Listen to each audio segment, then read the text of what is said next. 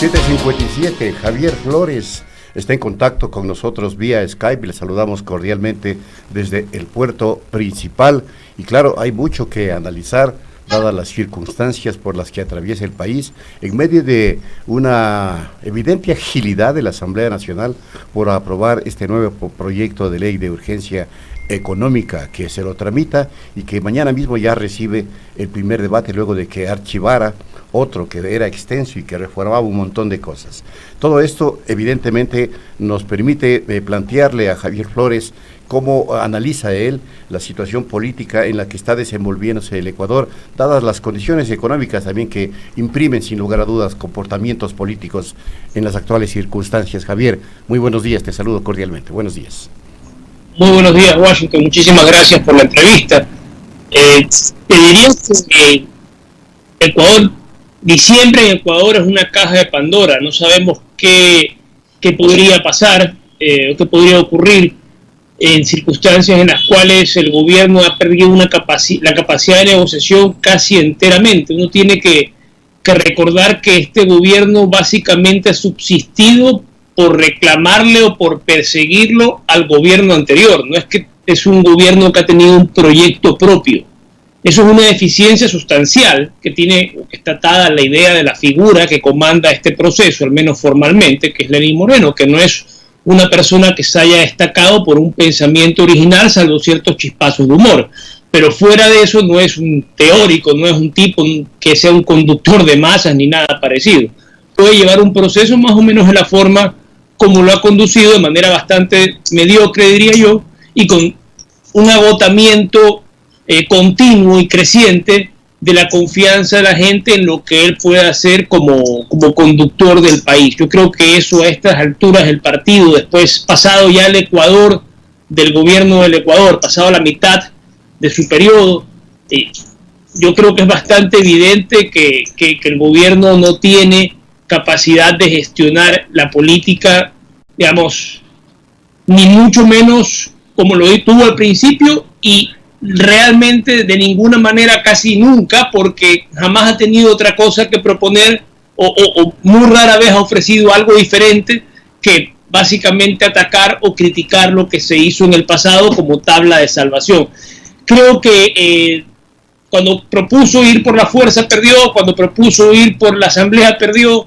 Creo que hoy en día insiste el camino de la asamblea disminuido, a ver si eso le sale, y es realmente la última tabla de salvación que goza este gobierno, porque si no yo entiendo que ya súbitamente va a dejar de tener apoyos hasta quedarse en la nada. Yo no creo que un gobierno con ese nivel de debilidad y esa incapacidad de gestión podría llegar a sostenerse el resto del tiempo que le queda. Javier planteó en esta misma emisora hace algún tiempo la posibilidad de la muerte cruzada.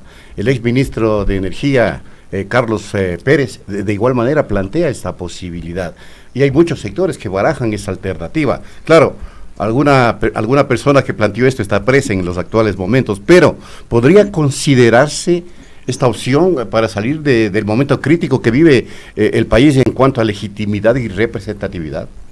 Sí, yo siento que es una posibilidad a considerarse y que el último tiro que tiene el gobierno, digámoslo así, es este proyecto de ley descafeinado que ha mandado frente al que mandó antes, que supuestamente reunía todas sus pretensiones en la materia y que supongo que él pensaba que era o se aprobaba por el ministerio la ley o no había el consenso suficiente para rechazárselo. Tenía una carta poderosa el gobierno y sin embargo perdió, lo cual es un síntoma de su debilidad. Ahora manda esta última versión de la ley a ver si con eso se sostiene, con eso logra un pacto y logra pagar el fin de año, que es lo que, digamos, estamos en vilo de saber si ocurre o no.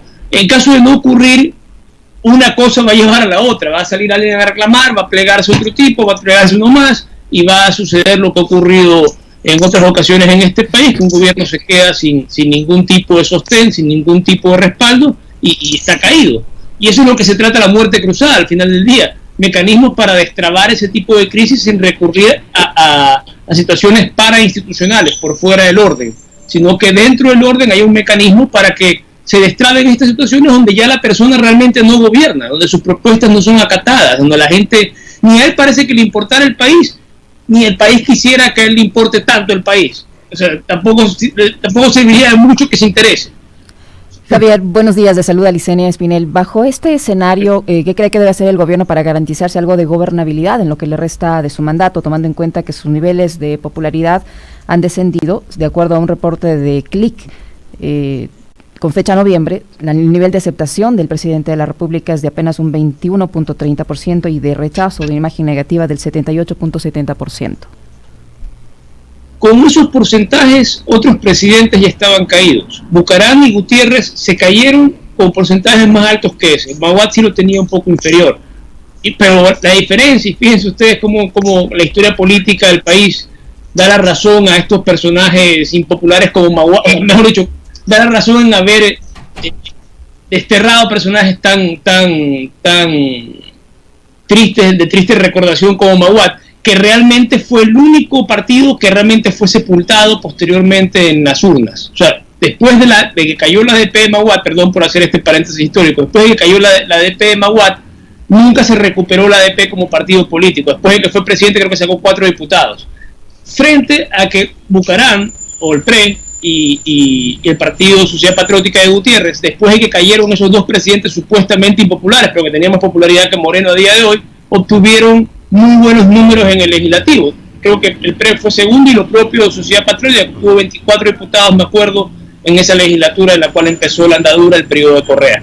Pero lo que quiero decir es que con ese tipo de porcentaje, lo que nos quiere decir ese porcentaje es que este personaje lo sostiene no tanto, ni mucho menos el respaldo popular, pero insisto, por menos otra gente, con un porcentaje incluso mayor, otra gente ha estado caída, pero lo sostiene los acuerdos con ciertos sectores de grupos económicos y ciertamente un respaldo casi unánime del periodismo, que ha sido asombrosamente obsecuente con este gobierno y no ha sido para nada exigente con el doble rasero que se maneja de instancias como la Fiscalía, por ejemplo. Para la persecución de unos delitos es rauda y eficaz, y para otros pues simplemente es muy remolona. Y ese sesgo, por ejemplo, creo que es la prensa la llamada a criticarlo. Creo que es la voz crítica de la ciudadanía la que debe exigir que todas las instancias del Estado funcionen sin discriminación, porque si empezamos a usar el derecho para favorecer a unos y perjudicar a otros, en la rueda de la fortuna algún día eso nos funciona mal a cualquiera de nosotros, y por eso mismo la institucionalidad tiene que operar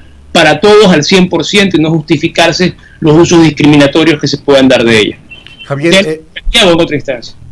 Sería interesante su comentario sobre lo que usted acaba de señalar en esta última intervención, el tema de la persecución política, que evidentemente luego de las jornadas de octubre se ha desatado en el país. Hay presos políticos, sin duda. El caso de la prefecta de Pichincha, Paola Pavón, es un caso muy sintomático.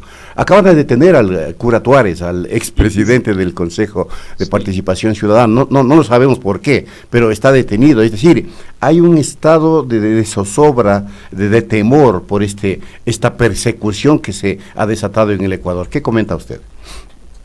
Bueno, yo siento que hay una política de utilizar la prisión preventiva como una pena anticipada. Creo que esa es la característica de este tipo de casos en los cuales con investigaciones a veces un poco ligeras se puede llegar a meter preso a una persona para mantenerla allí sin que esté condenada a nada, sino simplemente por el uso de la prisión preventiva. Que sobre este tema el Sistema Interamericano de Derechos Humanos, por ejemplo, tiene varios informes, guías de cómo reducir el uso de la prisión preventiva. Los estándares están clarísimos. El punto es que al sistema judicial, como un todo, Fiscalía y el mundo de los jueces, pues simplemente no les interesa lo que sucede en esas otras instancias, a pesar de que el Estado ha sido condenado en numerosas ocasiones por casos ante la Corte Interamericana en los que se ha dado cuenta de este tipo de abusos brutal que existe en contra de las personas, porque además es una criminalización de la pobreza por lo general. Uno no termina por ver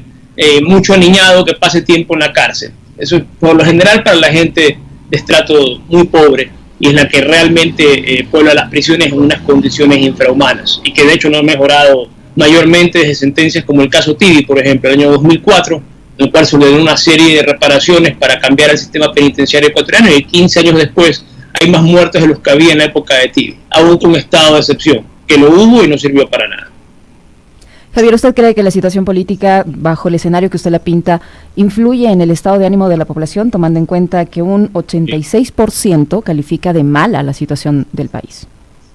Sí, claro, yo creo que la política incide muchísimo en las expectativas que uno tiene sobre su propia vida. Si uno siente que el presidente no sirve, no le sirve para algún propósito de su vida, sea un respeto simbólico en el caso de ciertas luchas contemporáneas, o sea por un tema económico que es las luchas de siempre, realmente eso genera una desazón en cualquier persona, digamos, salvo que sea un idiota en el sentido griego del término, un tipo que viva aislado en una cabina en la montaña, pero en general la vida en sociedad requiere que uno se preocupe de la política, y quien está al mando es sumamente importante y genera reacciones, impresiones, molestias, disgustos, en ocasiones protestas, que hay que entenderlas como parte también de la vida en democracia.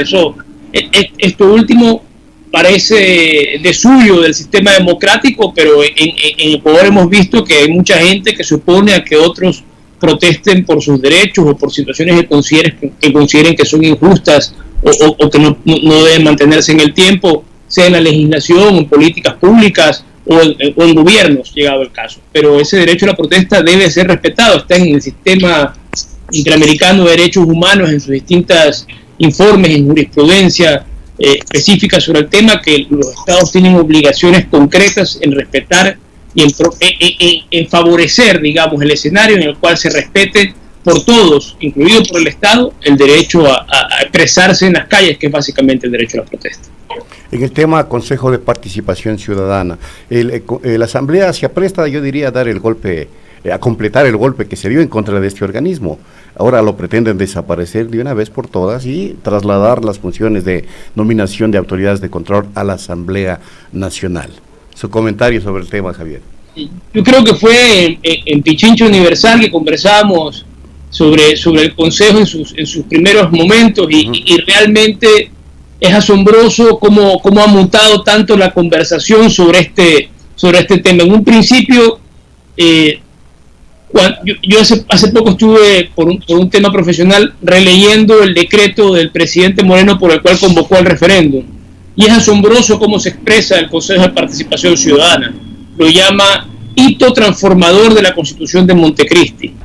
Institución única en el mundo. O sea, estaba muy orgulloso del Consejo de Participación.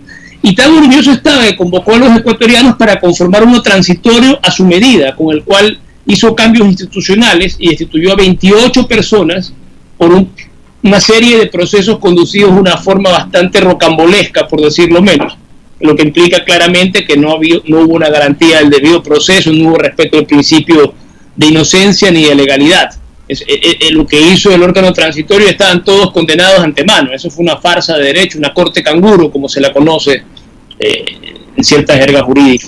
Entonces, resulta que cuando le sirvió a ellos sí estaba bien, y a pesar de que el mandato, lo que aprobó el pueblo, era para que se viabilice, ese es el verbo utilizado, lo que había entre el Consejo, que lo elegían una cúpula, luego el Consejo que lo eligió entre la Asamblea y Moreno, que es el Consejo del doctor Trujillo, y luego el Consejo que supuestamente es el verdaderamente democrático, que es el Consejo elegido por la voluntad popular. Pues se supone que merece mucho respeto. ¿Qué pasó? Que no les gustó el resultado de las elecciones. Eso pasó. Entonces, se bajaron a 4 de los 7 para cambiar y alterar la composición del Consejo en una clara violación a los derechos políticos de esa gente, una cosa completamente arbitraria. Ellos son funcionarios elegidos por la voluntad popular, es una burrada lo que hizo el Congreso Nacional en ese entonces. Realmente el derecho internacional no tiene ningún tipo de respeto a ese tipo de decisión. En su momento será revisada por la Comisión, por la Corte Interamericana. Realmente es asombroso que después de todas estas vueltas, como no les gusta ahora el resultado, ahora tampoco les gusta la institución, y curiosamente gente que estuvo en el órgano, que formó parte, que gozó de los estertores, vamos a decirlo desde su perspectiva, del Consejo de Transición, porque ellos fueron parte del órgano transitorio, ahora es la que quiere tirar abajo la institución del Consejo. Es realmente curioso porque es justo a contramano de lo que se decía y lo que se le pidió a la gente cuando votó el 4 de febrero. Lo que quiero decir con toda esta historia es que a la gente en el poder le importa un carajo la voluntad popular, así de plano. le importa muy poco, se ríen de ella. La convocan el 4 de febrero, le dicen cosas hermosas para lisonjearla y llamarla, y cuando la voluntad popular se expresa de una forma que no les gustan, la botan al tacho de la basura y la desprecian. Ese tipo de gente tenemos en el poder. Bueno, muchas gracias, Javier. El tiempo se nos agotó por haber atendido esta comunicación vía Skype desde la ciudad de Guayaquil. Gracias. Con muchísimo gusto. Son las 8:12, breve pausa y luego la presidenta del Consejo Nacional Electoral en los estudios de Pichincha Universal.